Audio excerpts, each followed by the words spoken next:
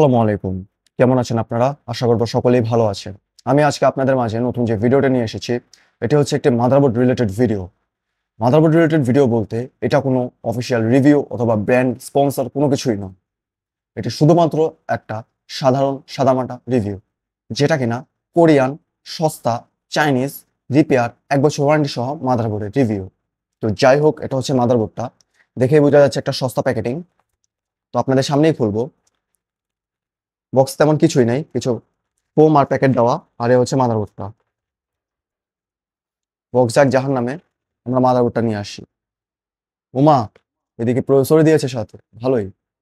তো যাই হোক, এসব মাদারবোর্ড গুলা আমি ফেসবুকে ইউটিউবে অনেক জায়গায় দেখেছি, অনেকে ১ বছর ওয়ারেন্টি সহকারে বিক্রি করে থাকেন। কোরিয়ান নিউ সামথিং কি কি যেন মাদারবোর্ড বলে সেল করে। তো অফিসিয়াল ভাবে এসব কোনো মাদারবোর্ডের অস্তিত্ব বর্তমান সময় নাই। কারণ এগুলা আজকের না, এগুলা ২০১০, ১১, ১২, ১৩, ১৪ সাল পর্যন্ত এগুলা ব্র্যান্ড নিউ সেল হয়েছিল। পরবর্তীতে আর সেল হয় না। আবার অনেকের কাছে আমি এরকমও শুনি কিছু কিছু লট নাকি তখন বিক্রি হয়নি, রেখে গিয়েছিল, তারা নাকি আজ তা বিক্রি করে। আবার এগুলা নাকি কোরিয়ান অরিজিনাল ১ বছর ওয়ারেন্টি সহকারে মাদারবোর্ড, আরো কি কি যেন বলে থাকে। তো প্রথম কথা বলি, কোরিয়া রিপেয়ারিং এর জন্য সারা পৃথিবীর মধ্যে বেস্ট, এটা আমরা সবাই জানি। এবং চায়না আপনার কপির জন্য সারা পৃথিবীতে বেস্ট, আমরা সবাই জানি। প্রথমত, এই মাদারবোর্ড গুলো ২০১১ সালের নতুন মাদারবোর্ড। যেই মাদারবোর্ড গুলা আপনার এখনকার সময় নতুন বানানো হয় না। এই মাদারবোর্ড গুলা যখন আপনার নষ্ট হয়ে যায়, বাংলাদেশে আমরা যখন গার্বেজে ফেলে দিই, তা চায়নায় যায়। চায়নায় যে চিপ গুলাকে আলাদা করা হয়, এবং যে চিপ গুলো ভালো থাকে সেগুলোকে তারা আলাদা করে, যেগুলো খারাপ থাকে সেগুলোকে তারা কপি করে বানায়, আর যেটা অরিজিনাল সেটা ফেলায় দেয়। ওইটা আবার কোরিয়াতে যায়। কোরিয়াতে গিয়ে একটা পিসিবি মেক হয়। হয়তো এটার পিসিবিটা ইউজ হবে, নয়তো এটা নতুন করে একটা পিসিবি মেক করে সেগুলোকে লাগায়া তারা ১ বছর ওয়ারেন্টি দিয়ে আমাদের মতো গরিব যে কান্ট্রি গুলো আছে সেগুলোর কাছে তারা পাঠাবে। যেমন এই মাদারবোর্ডটাতে যেরকম ডিরাম চিপ গুলো যে দেখতে পাচ্ছেন, এগুলো একটা অরিজিনাল ডিরাম চিপ না, এগুলো হচ্ছে কপি ডিরাম চিপ। মানে চায়না এগুলোকে কপি করে বানিয়েছে। অরিজিনাল যে ব্র্যান্ডেড ডিরাম চিপ গুলো থাকে সেগুলোতে একটা খোদাই করে কিছু জিনিস লেখা থাকে, যেখানে আমি এটা কোথাও খুঁজে পাইনি। এবং এটার বায়োসটা সম্ভবত মাস্টার কপি হবে। মানে মাস্টার কপি বলতে কি, বায়োস চিপই ছিল, মানে ওইখান থেকে চিপটাকে ডাটাটা কপি করে এখানে দিচ্ছে। আমি এটা বোঝাতে চাচ্ছি। ইভেন এখানে অনেক কিছু চেঞ্জেস আছে। যেমন এই ক্যাপাসিটর গুলায় আপনার একদম গিগাবাইটের অফিসিয়াল ওয়েবসাইটে যে মাদারবোর্ডের ক্যাপাসিটরটা আছে সেটার মতো ডিজাইন করলেও বাস্তবে তো ওইটার ভোল্টেজ আর কি না কি যেন একটা থাকে, আমার মনে আসতেছে না, ওইটার সাথে এটার কোনো মিল নাই। তো এখানে অনেকের প্রশ্ন থাকবে, এখানে ওকে লেখা কেন আর এই স্টিকারটা কেন? ক্লিয়ার করতেছে। আমি মাদারবোর্ডটা কিছুদিন আগে ওসি করছিলাম। তো ওসি করার পর মাদারবোর্ডটা নষ্ট হয়ে যায়, তখন আমি এটাকে রিপেয়ারে পাঠাই যে এই পাওয়ার চিপটা চেঞ্জ করার জন্য। আরেকটা চিপ ছিল, ওটাও বলছিল নষ্ট হয়ে গেছে। তো তোদের সাথে অনেকক্ষণ কথোপকথন হয়েছিল। তো তখন আমি এটার সম্পর্কে আরো ডিটেলস পাই। এরপর অ্যান্সার দিই। এই যে মোবোগুলো দেখতে পাচ্ছেন, এইটা এটার অরিজিনাল পিসিবি না। এই পিসিবিটা মূলত কোরিয়াতে আর ওটা কি বলে ডিজাইন করে রিমেক করে তারপর পাঠানো হয়েছে। বুঝতে পারছেন কি লেভেলের টেকনোলজি বর্তমানে? তো যাই হোক, এভাবে মেক করে তৈরি করা হচ্ছে। তারপর এগুলাকে এভাবেই করে আমাদের মতো কিছু সাধারণ মানুষদের কাছে ভংচং বুঝিয়ে, উল্টাপাল্টা বুঝিয়ে বিক্রি করে থাকে। কেন বিক্রি করে? কারণ তাদের বিজনেস চলবে, আর আমাদের মনে করেন কিছু হলে সমস্যা হবে। অনেকে দেখি এই মাদারবোর্ড গুলো কিনেন, অনায়াসে ইউজ করেন। যাদের ভাগ্য ভালো তাদেরটা অনেক দিন যায়, আর যাদের ভাগ্য খারাপ তাদেরটা ৩ দিনও যাবে না।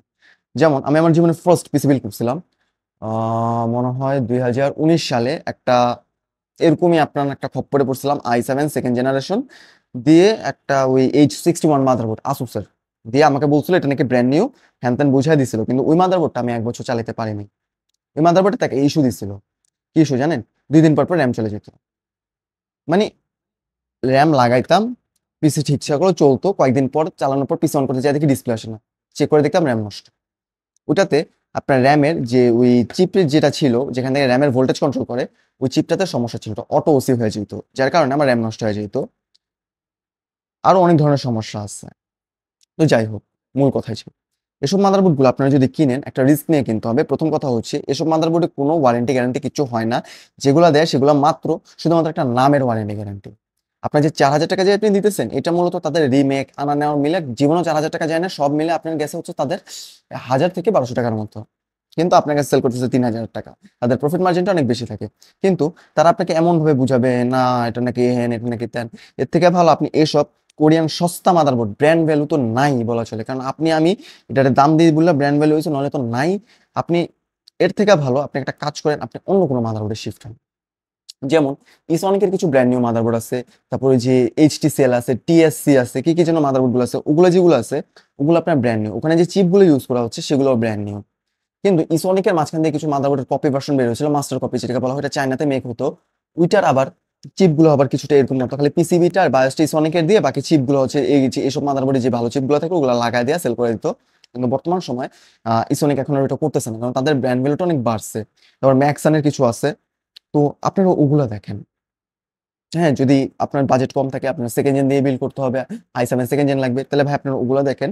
এসব মাদারবোর্ডগুলো নিয়ম, কারণ এগুলা জাস্ট কোরিয়াতে যাবে, কিছু আছে ঘষা মাজা করবে, ঘষা মাজা করলে যদি চালু হয় সেটাতে আপনার 1 বছর ওয়ারেন্টিতে ধরে দিবে। কিছু আছে চিপ রিপ্লেস করে দিবে, কিছু আছে পার্টস এদিকে ওদিকে নষ্ট পার্টসগুলো ফালায় ভালো পার্টসগুলো লাগাই দিবে, কিছু আছে পিসিবিটা চেঞ্জ করে আপনার ভালো খারাপ মিলা লাগাই দিবে।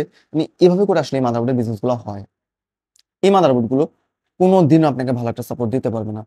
আপনার যদি ভাগ্য ভালো থাকে, হাইয়েস্ট গেলে সর্বোচ্চ গেলে আপনার 1.5 বছর পর্যন্ত যাবে, এর বেশি জীবনও যাবে। আবার কিছু কিছু মানুষ আছে আবার 3 বছর ইউজ করতে পারছে কোনো রকম, যেটা আমি টেনেটনে ইউজ করছিলাম, কিন্তু আমার একটা সমস্যা ছিল র্যামের।